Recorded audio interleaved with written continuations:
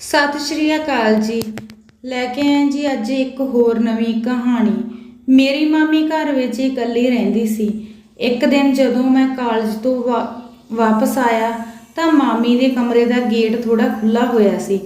ਜਿਵੇਂ ਹੀ ਮੈਂ ਕਮਰੇ ਦੇ ਅੰਦਰ ਝਾਕ ਕੇ ਦੇਖਿਆ ਤਾਂ ਮੇਰਾ ਦਿਮਾਗ ਘੁੰਮ ਗਿਆ, ਕਿਉਂਕਿ ਮਾਮੀ ਤਾਂ ਮੇਰੇ ਦੋਸਤ ਦੇ ਨਾਲ। ਦੋਸਤੋ, ਕਈ ਵਾਰ ਇਨਸਾਨ ਨੂੰ ਆਪਣੀਆਂ ਅੱਖਾਂ 'ਤੇ ਯਕੀਨ ਕਰਨਾ ਵੀ ਮੁਸ਼ਕਲ ਹੋ ਜਾਂਦਾ ਹੈ। ਜੋ ਕੁਝ ਮੈਂ ਦੇਖਿਆ ਸੀ ਮੇਰੇ ਨਾਲ ਵੀ ਇਸ ਤਰ੍ਹਾਂ ਹੀ ਹੋਇਆ। ਮੈਨੂੰ ਆਪਣੇ ਆਪ 'ਤੇ ਵਿਸ਼ਵਾਸ ਨਹੀਂ ਸੀ ਹੋ ਰਿਹਾ। ਜੋ ਕੁਝ ਮੈਂ ਦੇਖਿਆ ਮੇਰੇ ਲਈ ਵੀ ਉਸ 'ਤੇ ਯਕੀਨ ਕਰਨਾ ਨਾਮੁਮਕਿਨ ਸੀ।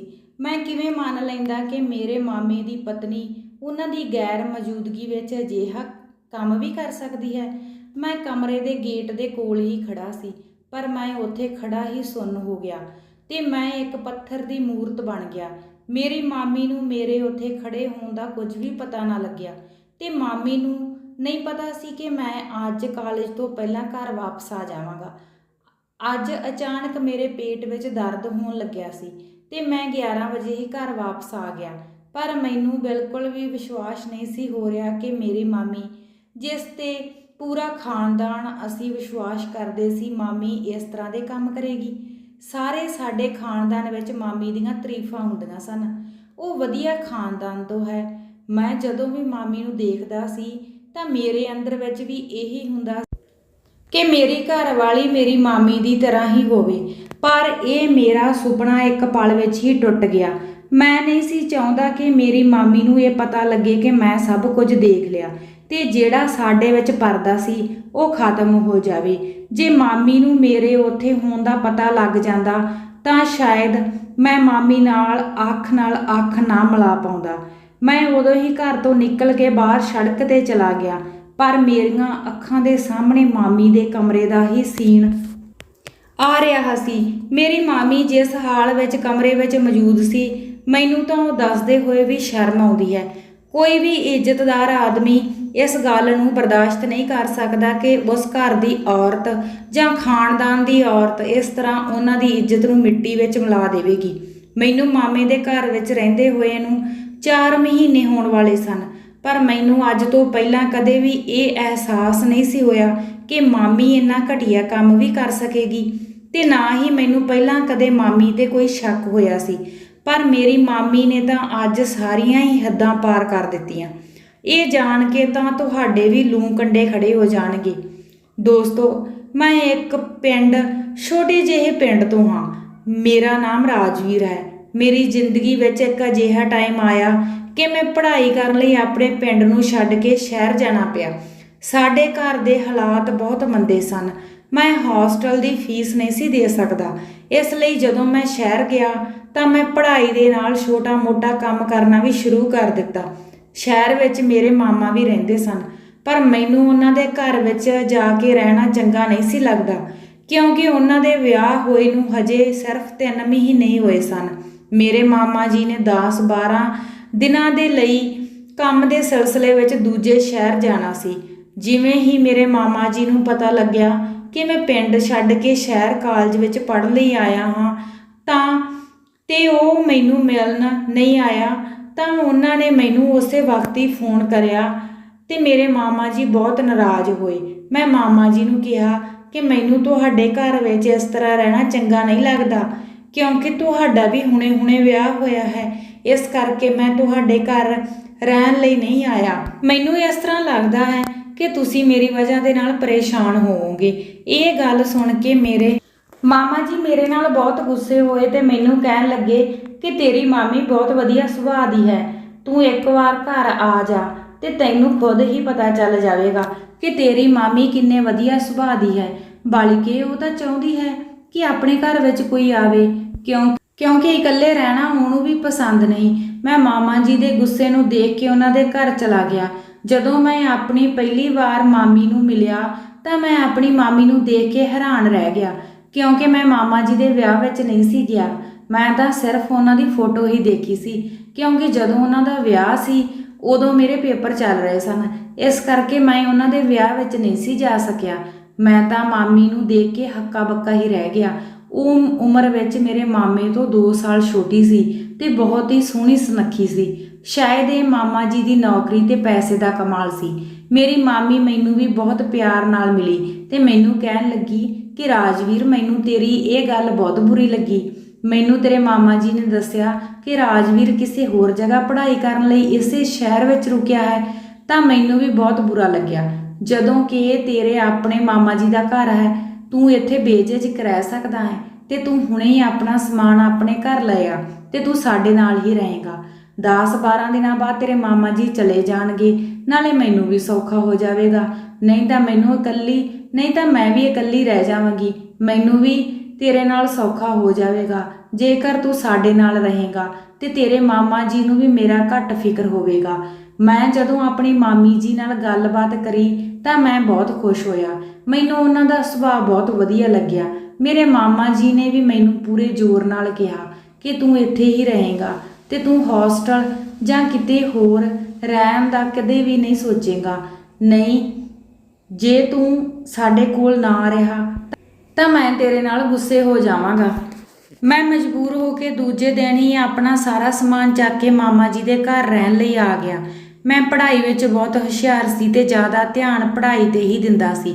ਮੇਰੀ ਮਾਮੀ ਜੀ ਨੇ ਵੀ ਇਹੀ ਕਿਹਾ ਸੀ ਕਿ ਤੂੰ ਸਿਰਫ ਆਪਣੀ ਪੜ੍ਹਾਈ ਵੱਲ ਹੀ ਧਿਆਨ ਦੇਣਾ ਹੈ, ਪਰ ਮੈਨੂੰ ਨਹੀਂ ਪਤਾ ਸੀ ਕਿ ਮੇਰੇ ਮਾਮਾ ਜੀ ਦੇ ਘਰ ਵਿੱਚ ਰਹਿਣ ਦਾ ਫੈਸਲਾ ਮੇਰੀ ਜ਼ਿੰਦਗੀ ਦੇ ਲਈ ਇੱਕ ਵੱਡਾ ਰੋਗ ਬਣ ਜਾਵੇਗਾ। ਉੱਧਰੋਂ 10-12 ਦਿਨ ਕਿਵੇਂ ਲੰਘ ਗਏ ਮੈਨੂੰ ਵੀ ਕੁਝ ਪਤਾ ਨਾ ਲੱਗਿਆ ਤੇ ਮੇਰੇ ਮਾਮਾ ਜੀ ਦੇ ਜਾਣ ਦਾ ਟਾਈਮ ਵੀ ਆ ਗਿਆ। ਉਹਨਾਂ ਨੇ ਕਿਸੇ ਕੰਮ ਲਈ ਬਾਹਰ ਜਾਣਾ ਸੀ। ਮੈਂ ਜਦੋਂ ਆਪਣੇ ਮਾਮਾ ਜੀ ਨੂੰ 에ਅਰਪੋਰਟ ਤੇ ਛੱਡਣ ਲਈ ਆਇਆ, ਜਦੋਂ ਮੇਰੇ ਮਾਮਾ ਜੀ ਜਾਣ ਲੱਗੇ ਤਾਂ ਮੈਨੂੰ ਮਿਲਣ ਲੱਗੇ ਤੇ ਉਹ ਕਹਿਣ ਲੱਗੇ ਕਿ ਤੂੰ ਆਪਣੀ ਮਾਮੀ ਜੀ ਦਾ ਵੀ ਖਿਆਲ ਰੱਖੀ। ਤੇਰੇ ਹੁੰਦੇ ਹੋਇਆ ਮੈਨੂੰ ਹੁਣ ਘੱਟ ਫਿਕਰ ਰਹੇਗਾ ਤੇ ਆਪਣੀ ਪੜ੍ਹਾਈ ਨੂੰ ਪੂਰੇ ਮਨ ਲਗਾ ਕੇ ਕਰੀ। ਮੈਂ ਆਪਣੇ ਮਾਮਾ ਜੀ ਨੂੰ ਕਿਹਾ ਕਿ ਮੈਂ ਤੁਹਾਨੂੰ ਕੋਈ ਵੀ ਸ਼ਿਕਾਇਤ ਦਾ ਮੌਕਾ ਨਹੀਂ ਦੇਵਾਂਗਾ ਤੇ ਤੁਸੀਂ ਬੇਫਿਕਰ ਹੋ ਕੇ ਆਪਣੇ ਕੰਮ ਲਈ ਜਾਓ। ਮੈਂ ਘਰ ਦਾ ਪੂਰਾ ਖਿਆਲ ਰੱਖਾਂਗਾ। ਮੇਰੇ ਮਾਮੀ ਜੀ ਵੀ ਸਾਡੇ ਨਾਲ ਹੀ ਆਏ ਹੋਏ ਸਨ। ਅਸੀਂ ਮਾਮਾ ਜੀ ਨੂੰ 에ਅਰਪੋਰਟ ਤੇ ਛੱਡ ਕੇ ਦੋਵੇਂ ਘਰ ਵਾਪਸ ਆ ਗਏ। ਜਦੋਂ ਸ਼ਾਇਦ ਅੱਜ ਮਾਮੀ ਜੀ ਵੀ ਬਹੁਤ ਜ਼ਿਆਦਾ ਉਦਾਸ ਸੀ ਕਿਉਂਕਿ ਹਜੇ ਥੋੜਾ ਹੀ ਟਾਈਮ ਹੋਇਆ ਸੀ ਉਹਨਾਂ ਦੇ ਵਿਆਹ ਨੂੰ ਤੇ ਅਚਾਨਕ ਮਾਮਾ ਜੀ ਨੂੰ ਬਾਹਰ ਜਾਣਾ ਪੈ ਗਿਆ। ਉਹ ਜਦੋਂ ਘਰ ਆਈ ਤਾਂ ਉਹ ਆਪਣੇ ਸਿੱਧਾ ਕਮਰੇ ਵਿੱਚ ਹੀ ਚਲੀ ਗਈ। ਘੰਟੇ ਕੁ ਬਾਅਦ ਜਦੋਂ ਮਾਮੀ ਜੀ ਆਪਣੇ ਕਮਰੇ ਤੋਂ ਬਾਹਰ ਆਈ ਤਾਂ ਉਹ ਮੇਰੇ ਨਾਲ ਗੱਲਾਂ ਕਰਨ ਲੱਗੀ ਤੇ ਕਹਿਣ ਲੱਗੀ ਕਿ ਮੈਂ ਤਾਂ ਤੇਰੇ ਲਈ ਕੁਝ ਬਣਾਇਆ ਹੀ ਨਹੀਂ, ਤੈਨੂੰ ਵੀ ਭੁੱਖ ਲੱਗੀ ਹੋਵੇਗੀ। ਮੇਰਾ ਥੋੜਾ ਜਿਹਾ ਮੂਡ ਠੀਕ ਨਹੀਂ ਸੀ, ਇਸ ਕਰਕੇ ਮੈਂ ਥੋੜਾ ਟਾਈਮ ਲਈ ਰੈਸਟ ਕਰਨ ਲਈ ਆਪਣੇ ਕਮਰੇ ਵਿੱਚ ਗਈ ਸੀ। ਮੈਂ ਹੁਣੇ ਤੇਰੇ ਲਈ ਕੁਝ ਨਾ ਕੁਝ ਬਣਾ ਕੇ ਲਿਆਉਣੀ ਆ। ਮੈਂ ਮਾਮੀ ਜੀ ਨੂੰ ਕਿਹਾ ਕਿ ਨਹੀਂ, ਰਹਿਣ ਦਿਓ, ਮੈਨੂੰ ਭੁੱਖ ਨਹੀਂ। ਤੇ ਫਿਰ ਮੈਨੂੰ ਮਾਮੀ ਜੀ ਨੇ ਕਿਹਾ ਕਿ ਮੈਂ ਤੇਰੇ ਲਈ ਕੁਝ ਫਾਸਟ ਫੂਡ ਬਣਾ ਦਿੰਨੀ ਹਾਂ, ਨਾਲੇ ਮੈਨੂੰ ਵੀ ਭੁੱਖ ਲੱਗੀ ਹੈ, ਆਪਾਂ ਦੋਨੇ ਇਕੱਠੇ ਬੈਠ ਕੇ ਹੀ ਖਾ ਲਵਾਂਗੇ।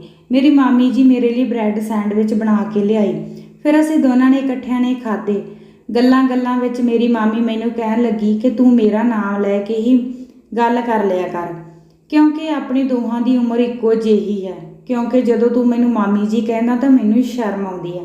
ਮੈਨੂੰ ਵੀ ਮਾਮੀ ਜੀ ਦੀ ਗੱਲ ਸਹੀ ਲੱਗੀ ਕਿਉਂਕਿ ਮਾਮੀ ਜੀ ਵੀ ਮੇਰੀ ਉਮਰ ਦੇ ਹੀ ਸਨ, ਪਰ ਮੈਨੂੰ ਮਾਮੀ ਜੀ ਦਾ ਨਾਮ ਲੈ ਕੇ ਬੁਲਾਉਣਾ ਚੰਗਾ ਨਹੀਂ ਸੀ ਲੱਗਦਾ।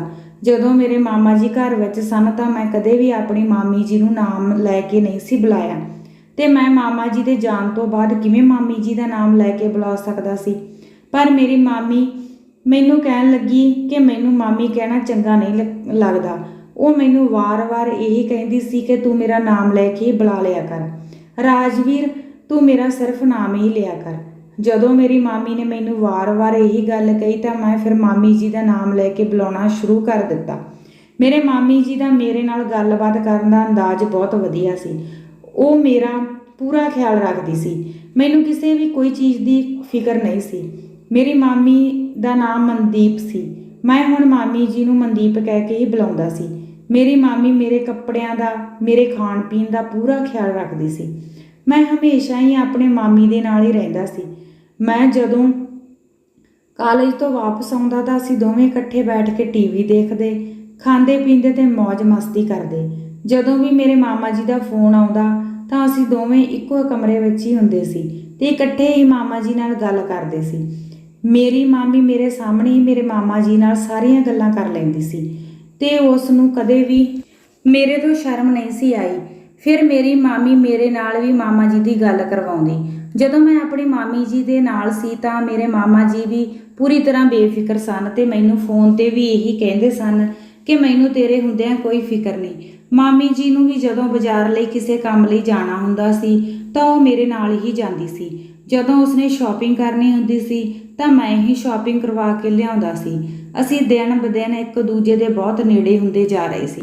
ਕਈ ਵਾਰ ਤਾਂ ਮੇਰੀ ਮਾਮੀ ਮੇਰੇ ਨਾਲ ਪਿਆਰ ਭਰੀਆਂ ਗੱਲਾਂ ਕਰ ਲੈਂਦੀ ਸੀ। ਮੈਂ ਤਾਂ ਹੈਰਾਨ ਸੀ ਕਿ ਮੇਰੀ ਮਾਮੀ ਨੇ ਮੇਰੇ ਮਾਮੇ ਨਾਲ ਕਿਵੇਂ ਵਿਆਹ ਕਰਵਾ ਲਿਆ।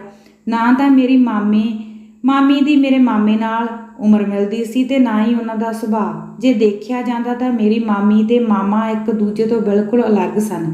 ਜਦੋਂ ਮੈਂ ਆਪਣੀ ਮਾਮੀ ਦੇ ਕੋਲ ਬੈਠਾ ਸੀ ਤਾਂ ਮੈਂ ਜਲਦੀ ਮਾਮੀ ਦੇ ਕਮਰੇ ਵਿੱਚ ਉੱਠ ਕੇ ਆਪਣੇ ਕਮਰੇ ਵਿੱਚ ਚਲਾ ਗਿਆ ਤਾਂ ਸ਼ਾਇਦ ਮੇਰੇ ਤੋਂ ਕਿਤੇ ਕੋਈ ਗਲਤੀ ਹੋ ਜਾਣੀ ਸੀ। ਇਹ ਸੋਚ ਕੇ ਮੇਰਾ ਦਿਲ ਬਹੁਤ ਘਬਰਾ ਰਿਹਾ ਸੀ ਕਿਉਂਕਿ ਮਾਮਾ ਜੀ ਦੇ ਨਾਲ ਗੱਲਾਂ ਕਰਨ ਤੋਂ ਬਾਅਦ ਅਲੱਗ ਹੀ ਨਜ਼ਰਾਂ ਨਾਲ ਮੇਰੇ ਵੱਲ ਦੇਖਦੀ ਸੀ। ਮੇਰਾ ਦਿਲ ਵੀ ਬਹੁਤ ਘਬਰਾ ਰਿਹਾ ਸੀ। ਮੇਰੇ ਦਿਲ ਵਿੱਚ ਵੀ ਇੱਕ ਅਜੀਬ ਤਰ੍ਹਾਂ ਦੀ ਤੜਫ ਸੀ।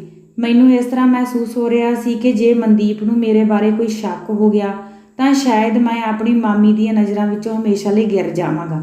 ਮੇਰੇ ਦਿਮਾਗ ਵਿੱਚ ਇਹੀ ਗੱਲ ਆ ਰਹੀ ਸੀ ਕਿ ਮਨਦੀਪ ਤਾਂ ਮੇਰੀ ਮਾਮੀ ਹੈ, ਮੇਰੇ ਤੋਂ ਕੋਈ ਗਲਤੀ ਨਾ ਹੋ ਜਾਵੇ।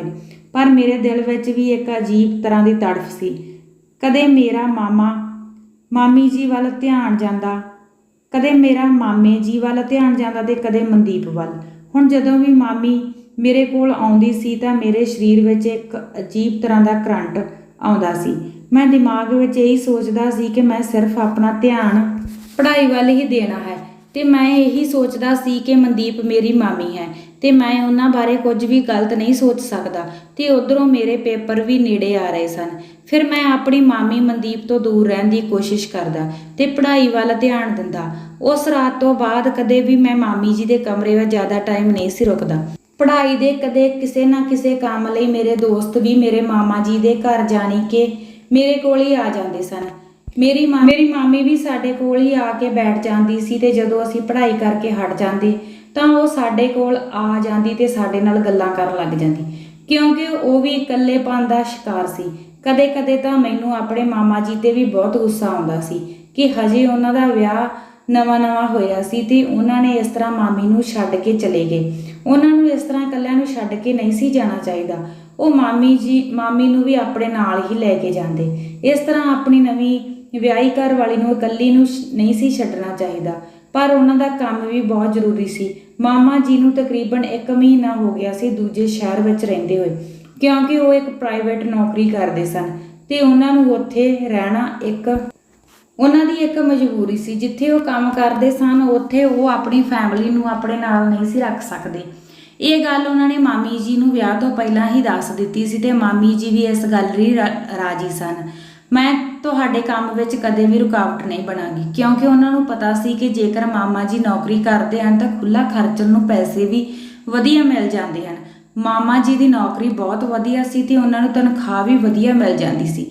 ਜੇ ਮਾਮਾ ਜੀ ਉਹ ਨੌਕਰੀ ਛੱਡ ਕੇ ਘਰ ਵਾਪਸ ਆ ਜਾਂਦੇ ਤਾਂ ਸ਼ਾਇਦ ਉਹਨਾਂ ਨੂੰ ਇੰਨੀ ਤਨਖਾਹ ਵਾਲੀ ਨੌਕਰੀ ਨਹੀਂ ਸੀ ਮਿਲਣੀ ਤੇ ਫੇਰ ਘਰ ਦਾ ਖਰਚਾ ਚਲਾਉਣਾ ਵੀ ਬਹੁਤ ਮੁਸ਼ਕਲ ਸੀ। ਜਦੋਂ ਵੀ ਮੇਰੇ ਦੋਸਤ ਪੜ੍ਹਾਈ ਕਰਨ ਲਈ ਸਾਡੇ ਘਰ ਆਉਂਦੇ ਤਾਂ ਬਹੁਤ ਖੂਬ ਮਸਤੀ ਕਰਦੇ। ਮੇਰੀ ਮਾਮੀ ਵੀ ਸਾਡੇ ਨਾਲ ਬਹੁਤ ਗੱਲਾਂ ਕਰਦੀ ਤੇ ਮੇਰੇ ਦੋਸਤ ਦੀ ਵੀ ਮੇਰੀ ਮਾਮੀ ਦੇ ਨਾਲ ਚੰਗੀ ਜਾਣ ਪਹਿਚਾਣ ਹੋ ਗਈ। ਸਾਡੇ ਸਾਰਿਆਂ ਵਿੱਚ ਇੱਕ ਦੋਸਤੀ ਵਾਲਾ ਰਿਸ਼ਤਾ ਬਣ ਗਿਆ। ਮੇਰੇ ਮਾਮੀ ਨੇ ਆਪ ਹੀ ਮੇਰੇ ਦੋਸਤਾਂ ਨੂੰ ਕਹਿ ਦਿੱਤਾ ਸੀ ਕਿ ਤੁਸੀਂ ਬੇਝਿਜਕ ਪੜ੍ਹਾਈ ਲਈ ਸਾਡੇ ਘਰ ਵਿੱਚ ਆ ਜਾਇਆ ਕਰੋ ਤੇ ਤੁਸੀਂ ਰਾਜਵੀਰ ਦੇ ਨਾਲ ਹੀ ਪੜ੍ਹ ਲਿਆ ਕਰੋ ਤੇ ਤੁਹਾਡੇ ਆਉਣ ਨਾਲ ਘਰ ਵਿੱਚ ਰੌਣਕ ਹੋ ਜਾਂਦੀ ਹੈ। ਉਧਰ ਸਾਡੇ ਪੇਪਰ ਵੀ ਸ਼ੁਰੂ ਹੋ ਗਏ ਸਨ। ਮੈਂ ਰਾਤ ਨੂੰ ਵੀ ਅੱਧੀ ਰਾਤ ਤੱਕ ਪੜ੍ਹਾਈ ਕਰਦਾ ਰਹਿੰਦਾ ਤੇ ਫਿਰ ਸਵੇਰੇ ਉੱਠ ਕੇ ਵੀ ਪੜ੍ਹਦਾ ਕਿਉਂਕਿ ਕਾਲਜ ਦੀ ਪੜ੍ਹਾਈ ਬਹੁਤ ਜ਼ਿਆਦਾ ਸਖਤ ਸੀ। ਮੇਰੀ ਮਾਮੀ ਮਨਦੀਪ ਮੇਰੇ ਨਾਲ ਗੁੱਸੇ ਹੋ ਜਾਂਦੀ ਕਿ ਤੂੰ ਹੁਣ ਮੇਰੇ ਨਾਲ ਪਹਿਲਾਂ ਵਾਂਗ ਗੱਲਾਂ ਨਹੀਂ ਕਰਦਾ ਤੇ ਨਾ ਹੀ ਤੂੰ ਮੈਨੂੰ ਕਦੇ ਬਾਜ਼ਾਰ ਲੈ ਕੇ ਗਿਆ। ਮੈਂ ਮਾਮੀ ਜੀ ਨੂੰ ਕਿਹਾ ਕਿ ਮੇਰੇ ਪੇਪਰ ਖਤਮ ਹੋ ਜਾਣ ਦਿਓ, ਫਿਰ ਮੈਂ ਤੁਹਾਡੇ ਨਾਲ ਹੀ ਰਿਹਾ ਕਰਾਂਗਾ ਤੇ ਫਿਰ ਆਪਾਂ ਬਹੁਤ ਘੁੰਮਾ ਫਿਰਾਂਗੇ। ਇੱਕ ਦਿਨ ਮੈਂ ਸੋਚਿਆ ਕਿ ਮਾਮੀ ਵੀ ਸਾਰਾ ਦਿਨ ਘਰ ਵਿੱਚ ਕੰਮ ਕਰਦੀ ਰਹਿੰਦੀ ਹੈ ਤੇ ਬੋਰ ਹੋ ਜਾਂਦੀ ਹੈ। ਜਦੋਂ ਮੈਂ ਕਾਲਜ ਤੋਂ ਵਾਪਸ ਆਉਣ ਲੱਗਿਆ ਤਾਂ ਮੈਂ ਬਾਹਰੋਂ ਹੀ ਖਾਣਾ ਲੈ ਆਇਆ। ਉਸ ਰਾਤ ਅਸੀਂ ਦੋਵਾਂ ਨੇ ਇਕੱਠੇ ਬੈਠ ਕੇ ਖਾਣਾ ਖਾਧਾ ਤੇ ਬਹੁਤ ਗੱਲਾਂ ਕਰੀਆਂ। ਉਸ ਦਿਨ ਮੈਂ ਪੜ੍ਹਾਈ ਨਾ ਕਰੀ ਕਿਉਂਕਿ ਅਗਲੇ ਦਿਨ ਮੇਰਾ ਪੇਪਰ ਨਹੀਂ ਸੀ। ਫਿਰ ਮੈਂ ਜਦੋਂ ਸਵੇਰ ਉੱਠਿਆ ਤਾਂ ਮੇਰੇ ਪੇਟ ਵਿੱਚ ਬਹੁਤ ਦਰਦ ਸੀ, ਕਿਉਂਕਿ ਕਦੇ ਵੀ ਮੈਂ ਬਾਹਰ ਦਾ ਖਾਣਾ ਨਹੀਂ ਸੀ ਖਾਧਾ ਤੇ ਮੈਨੂੰ ਬਾਹਰ ਦਾ ਖਾਣਾ ਹਜਮ ਨਹੀਂ ਸੀ ਹੁੰਦਾ। ਇਸ ਕਰਕੇ ਮੇਰੇ ਬਹੁਤ ਜ਼ਿਆਦਾ ਦਰਦ ਹੋ ਰਿਹਾ ਸੀ। ਮੈਂ ਸਵੇਰ ਜਦੋਂ ਟਿਊਸ਼ਨ ਤੇ ਗਿਆ ਤਾਂ ਮੇਰੀ ਸਿਹਤ ਠੀਕ ਨਹੀਂ ਸੀ ਤੇ ਮੈਂ ਟਾਈਮ ਤੋਂ ਪਹਿਲਾਂ ਹੀ ਘਰ ਵਾਪਸ ਆ ਗਿਆ। ਮੇਰਾ ਮੂਡ ਠੀਕ ਨਹੀਂ ਸੀ ਤੇ ਮੈਨੂੰ ਟੀਚਰ ਨੇ ਘਰ ਜਾਣ ਲਈ ਕਹਿ ਦਿੱਤਾ, ਪਰ ਮੈਨੂੰ ਨਹੀਂ ਸੀ ਪਤਾ ਕਿ ਸਾਡੇ ਘਰ ਵਿੱਚ ਮੇਰੇ ਮਗਰੋਂ ਕੀ ਚੱਲ ਰਿਹਾ। ਜਦੋਂ ਮੈਂ ਘਰ ਆਇਆ ਤਾਂ ਮੈਨੂੰ ਮੇਰੀਆਂ ਅੱਖਾਂ ਤੇ ਯਕੀਨ ਨਾ ਆਇਆ। ਜੋ ਸੀਨ ਮੈਂ ਆਪਣੇ ਅੱਖੀਂ ਦੇਖਿਆ ਉਹ ਦੇਖ ਕੇ ਤਾਂ ਮੈਂ ਪੱਥਰ ਹੀ ਬਣ ਗਿਆ।